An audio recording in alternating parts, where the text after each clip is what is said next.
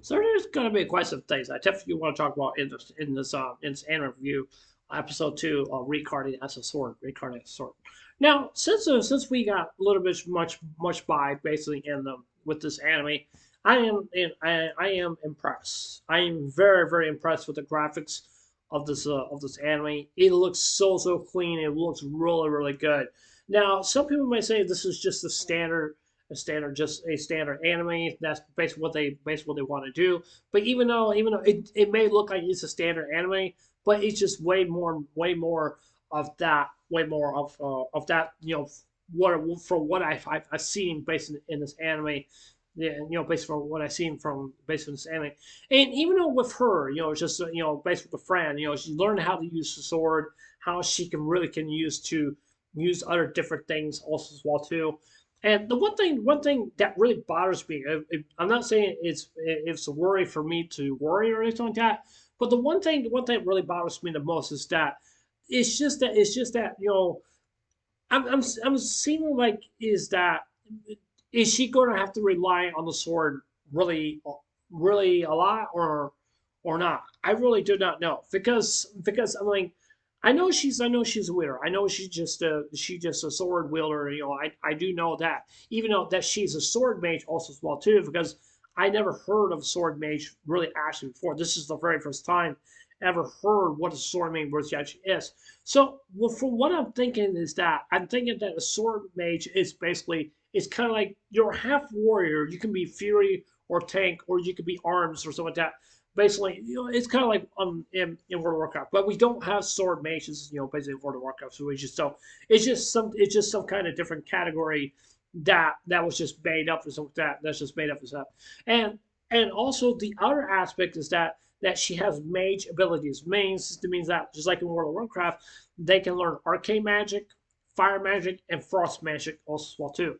Now, to be honest with you, which one of those are more stronger? To be honest with you, I prefer frost because frost is very it's a very stable ability to have, but sometimes the other abilities are a lot more stronger than Frost. The reason why I like Frost because I liked having a pet because I'm not saying I'm like I'm useless or anything like that, but it's not just that.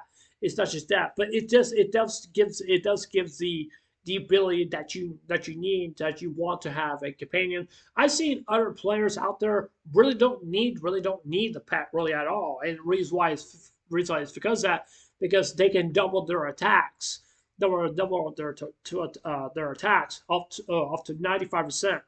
I'm not gonna lie, they are very strong and they're very powerful. And just having like the sword and the mage all mixed in together, it just makes like she's a perfect OP character basically in the anime and possibly maybe in the game that you don't want to mess with.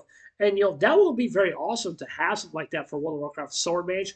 I would love to see that really happen, but I really don't think that really is not gonna what's gonna happen. I mean, I could wish it really could happen, but that's something I just genuinely like and stuff like that. But even though as I was saying here is that one thing that really got Fran triggered the most is that when she was like battling these bandits guys were throwing insults to Fran and the sword. And from what I was just basically just seeing here is that like okay, so these guys are I don't know what's wrong with these guys, but when they speak something really bad about their family or their clan, that's a big no no. I'm not gonna lie because she I'm glad to be honest with you, just this is just my opinion. This is just my opinion. I'm glad that she didn't kill him because it'd be way worse than not just kill him because it's not worth it.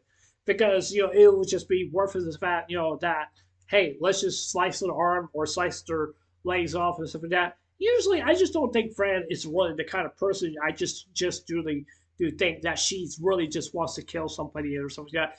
And I just don't think that she's not really that kind of person. She may seem like she's all nice and stuff like that, and stuff. But I can also I can see in her that she has trust issues.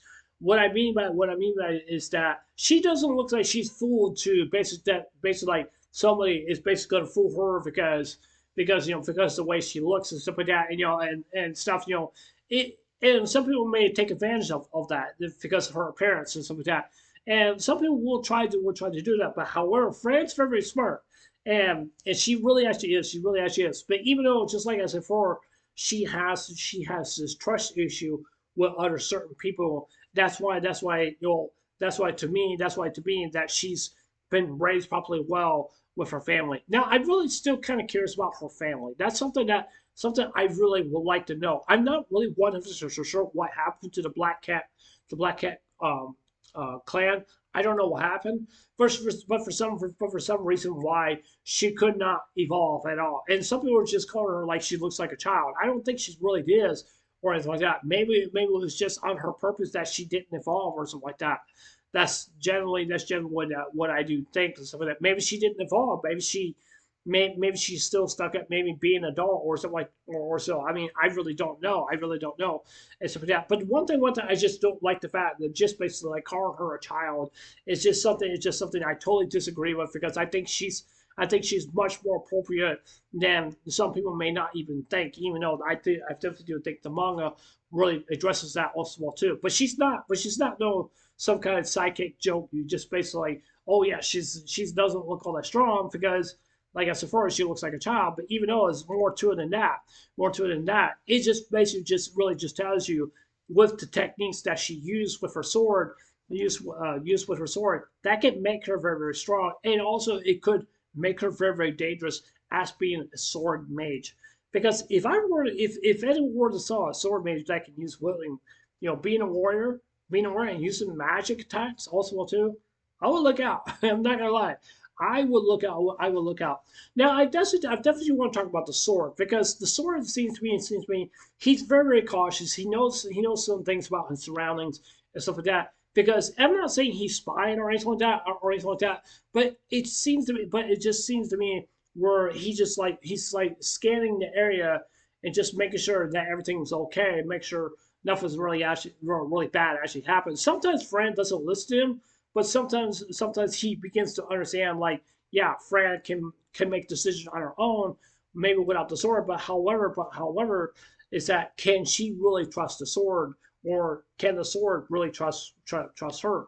And just like I said before, I will say yeah, Fran has trust issues. That's basically what she has, and I definitely do understand. I definitely do understand. I definitely do understand on the fact when you basically have these bandits were just like making her fun of her own clan. It's like I said before, it just crossed the line, and that's something you just don't do. I'm still really kind of curious why has not evolved. Maybe it was for a good reason. Maybe there's someone behind the scenes that could be lurking behind the scenes. That's something but that we really do not know. Now, I've also want to get back to the sword because there's this elf guy. There's this not elf guy, but this dwarf guy. He's basically a dwarf. He has this ability called the God Sight. The God Sight. I don't know what the God Sight is. I don't know. I really do not know. I think it's supposed to see through people or something like that or something. That's what I generally do think. And it seems to me the dwarf is going to be up to something. I don't know if he's going to be trustworthy or not. I really don't know because he doesn't look like he's a bad guy. But even though I would say like maybe this dwarf wants to make a bargain with Fran or something like that about with the sword because he thinks that oh yeah, I'm not stupid, but I definitely know what's going on and stuff like that.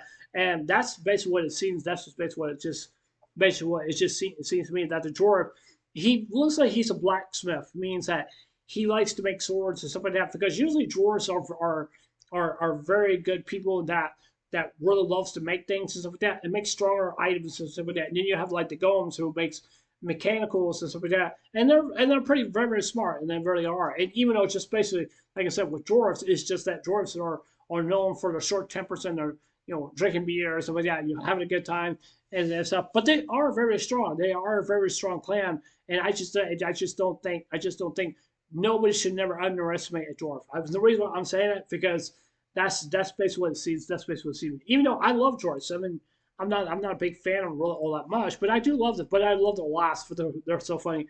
But they are easy to do very well to me. They're easy to get along with. And the reason why I'm saying it is because yes, they can be mercenaries, but they can be, but they're not really as heartless as some people may think they are. But even though I think the dwarf guy is interested in the sword because he knows that the sword is talking stuff like that. I really am kind of worried because if he were to make a deal with them, say, oh yeah, I know about your sword, I know what's going on behind the scenes and stuff like that. Because if the government or anybody else were to know about a talking sword, then that can be quite risky also as well too. And I'm hoping that the sword will just basically just help her out and just not to overdo things and stuff like that. And that's basically what I think. But even though I'm looking forward to episode 3, I'm looking forward. But even though basically this anime it's really good. There's other thing I definitely do need to talk about. I still want to continue to talk about this issue. It basically has to do with this anime because I don't know if this anime is having 12 episodes or 13 episodes. I think it's probably only have like 12 or 13. Either one of the two. And the reason why I want to get my frustrations out on this because I don't know if this anime is going to show really a lot for according to the light novels or the manga basically in this anime because I feel that there's going to be some scenes that's going to be left out in this anime left out in this anime and that's something I'm kind of curious about. But I guess we'll just have to wait and see. But who knows? Nobody else really doesn't know. I don't know. That's just basically what it seems to be. But I'm just really concerned about the anime. So yeah.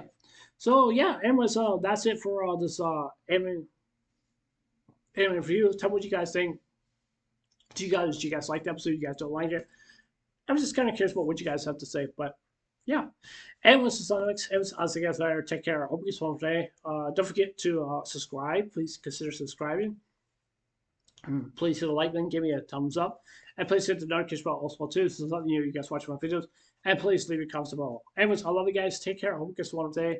Take care. God bless. Remember, just love you. I love you guys. Please safe. And remember, stay blessed. Love you guys. Take care.